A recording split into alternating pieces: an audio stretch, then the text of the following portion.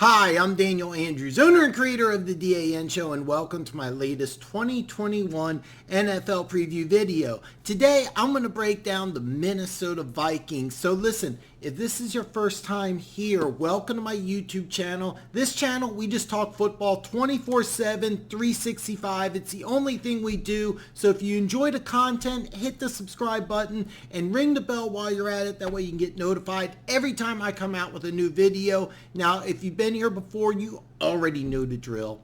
You give me a thumbs up and you drop a comment below, because ultimately I want to hear what your opinion is. I give you mine. Let's hear from you.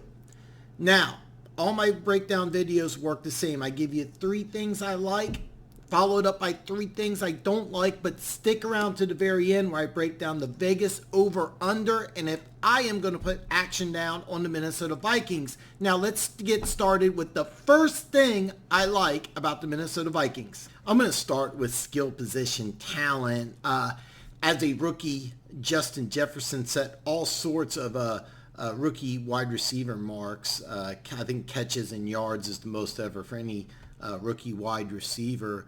But on the other side, you have Adam Thielen. Both of these guys are legitimate number 1 wide receivers in the NFL. And what I like about these guys is that these guys are big. These guys are physical. They can run, 3rd and 5. They can get that slant route. They can make the tough catches. Both of them have deep speed. Both of them are good run after the catch type of guys.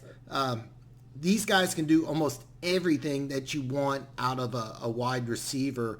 I love both of these guys. They're both legitimate number 1 wide receivers. Irv Smith Jr., it's kind of funny. I'm dating myself a little bit because I remember his dad playing in the NFL. He'll turn 23 just before the season starts with Kyle Rudolph leaving the free agency. He'll be a much bigger part of the offense. Basically, he offers a speed and athleticism upgrade over the bigger Rudolph. And for you fantasy football junkies out there, you may want to consider taking Irv Smith Jr. a little higher than some of the experts think, because I think he's going to have a big year. Player I absolutely loved coming out of Alabama.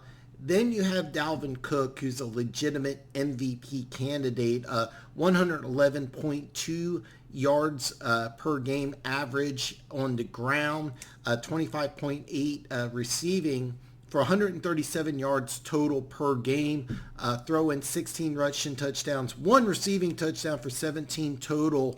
Most years, those numbers would be the best numbers of any running back in the NFL. However, Derrick Henry hit 2,000 yards, so that's not the case. But Dalvin Cook is a legitimate MVP candidate. The second thing I like about the Minnesota Vikings is I love their draft. I gave the Vikings an A for their draft. Only the New England Patriots got a higher draft grade. This draft had a first-round pick, no second, but they had 4 third-round picks. And first off, I love the Darrisaw pick. They could have taken him at 14. It would have been a great selection. But what they did is they traded down with the Jets. They get the Jets' first-round pick for next year, probably going to be a top 10 pick. And they still get Darrisaw. And when you get a plug-and-play left tackle with the 23rd pick in the draft, that's a major steal. Now, normally I don't consider left tackles being an upgrade, or rookie left tackles being an upgrade in offense, but there's 2 reasons why I think this is going to be an upgrade. First of all, Minnesota runs a zone blocking scheme, which by NFL standards is one of the simplest offenses for an offensive lineman to learn. It's really easy, so he'll have no problem. And the one thing about Darrisaw is that there's certain things not to like about him on film, but the one positive is that he does move. He looks like a tight end. He has a lot of athleticism, and that's what you need in this offense from your offensive linemen. You need offensive linemen that can move to one side or to the other. It's not a line blocking scheme. It's a zone blocking scheme, so you run to an area, and that's something Darrisaw will do very well. See, Riley Reef didn't really play very well last year. He was the left tackle, and he's off to Cincinnati, where he's going to be the starter on the right side. When you play left tackle your whole career and they move you over to the right side for your new team, that's not a good sign. Plus, he'll be 33 shortly after the season starts. His best days were long behind him. So normally I don't consider a rookie to be an upgrade, but I think in Darisaul's case it actually will be. And then the 4 third-round picks the Vikings took, the first 3, I had all second-round grades on them. I absolutely loved all those picks. And then the final one was Patrick Jones II. This is a guy Mike Zimmer loves. It's almost a Danielle Hunter clone. Danielle Hunter was also a third-round pick, by the way. And then you also have 4th-round pick, Janoris Robinson. The Vikings had 3 4th-round picks. Robinson was the final one, or the third one. And these guys are what Mike Zimmer wants in defensive end: smaller, faster, aggressive pass rushers with massive upside. And that's what they got. I'm not going to go over the whole draft, but I absolutely love what the Minnesota Vikings did. But I also will point out Kellen Mond, their first third-round pick. I had a major man crush on him. He should have gone in the 2nd round, and he could be a potential starting quarterback. So just keep an eye out for Kellen Mond in the future. And finally, the third thing I like about the Vikings is Mike Zimmer's history with being a defensive genius. Last year, the Minnesota Vikings finished 29th in the NFL in points per game allowed. They allowed 29.7 points per game. However, if you look at Mike Zimmer's history as having a really good defense in Minnesota ever since he arrived. In 2019, they were 5th in scoring defense, 18.9 points a game. 2018, they were 9th, 21.3. 2017, 1st, 15.8. 2016, 6th, 19.8. 2015, 5th, 18.9. And in his first year, 11th in scoring defense, 21.4. In 2013, Leslie Frazier was the head coach of the Minnesota Vikings. He was fired. The defense was dead last in scoring defense, 30 points a game. Now, here's the thing. The defense really struggled last year for a variety of reasons. They had 15 draft picks. Several of them started on defense last year. Of course, there wasn't OTAs. There wasn't training camps with everything going on. I think that really hurt the Minnesota Vikings. Key free agent Michael Carter on the defensive line sat out for COVID reasons. He'll be back, and he'll have a big impact along with free agent Dalvin Thompson from the Giants. So here's the thing: with a full off season and with a lot of these rookies now with 1 year under the belt, plus some really key free agents, future Hall of Famer Patrick Peterson, for example, I would be shocked if Zimmer's defense didn't return to being one of the better units in the National Football League. It's not often I can almost guarantee something, but I can almost guarantee Zimmer's defense is going to be one of the better units in the National Football League. So just recap the 3 things I like. I like the skill position talent. I like their draft class, players that are going to be impact players this year. And I also like the history Mike Zimmer has with building good defenses. Now, 3 things I don't like about the Minnesota Vikings. The first thing I don't like is the 2020 defense. And yes, I'm talking out of both sides of my mouth here. But there's an old saying, it's a quote by Bill Parcells, who Mike Zimmer coached under. And the quote is, "You are what you are," which means that if you're a 2-14 team, well, that means that you're a 2-win football team.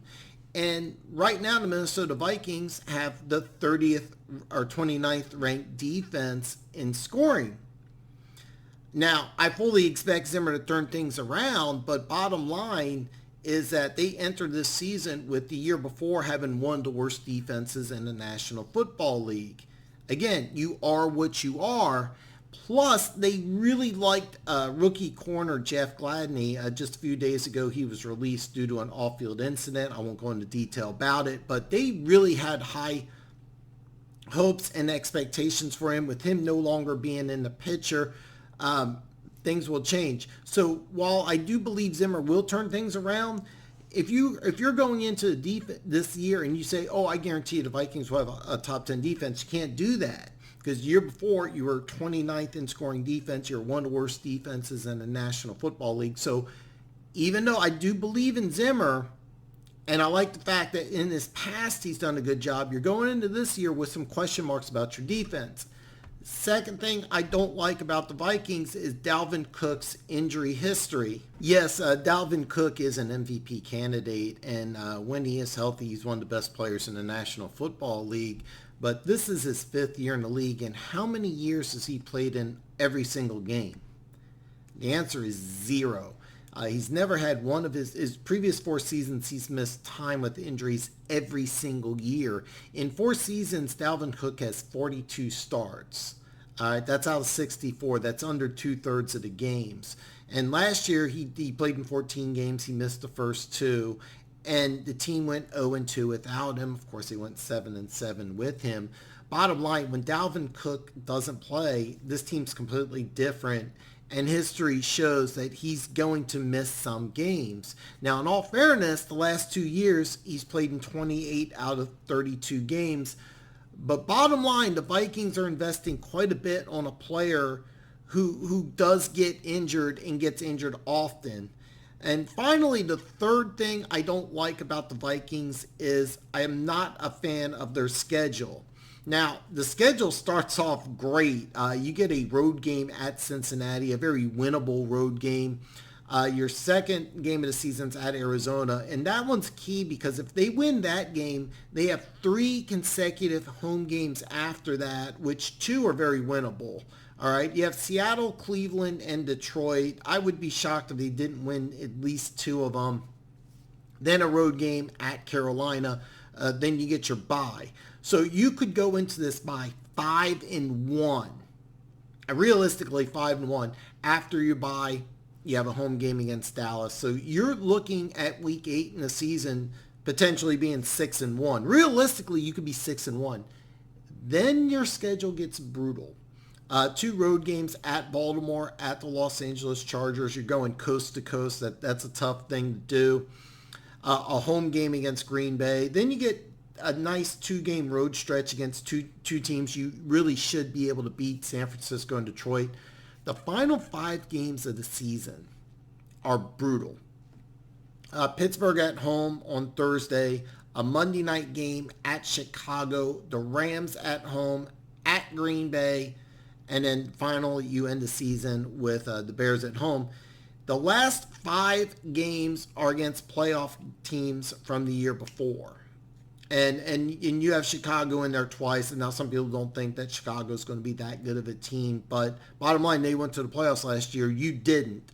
So while their schedule starts off really good, it ends really rough. And by the way, Pittsburgh, Chicago, the Rams, and at Green Bay, 4 pretty good defenses that you're going against, 4 physical teams. Remember I talked about Dalvin Cook's injury history? You may get lucky in that if you already make the playoffs, maybe you can rest Dalvin Cook and you can rest some players. But that schedule to end the season is really brutal. So just to recap the 3 things I don't like.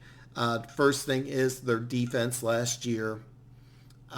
Then Dalvin Cook's injury history. And finally, their schedule, even though it starts off fantastic, that the end of their schedule is really brutal. So now, the advanced part of the class, the money-making part of the class, I'm going to break down the Vikings over, under, and if I am going to put down action on the Minnesota Vikings. The over-under for the Minnesota Vikings is 9 wins, and as you can see here, both over and under 9 is negative 110. This means you have to wager $110 to win 100.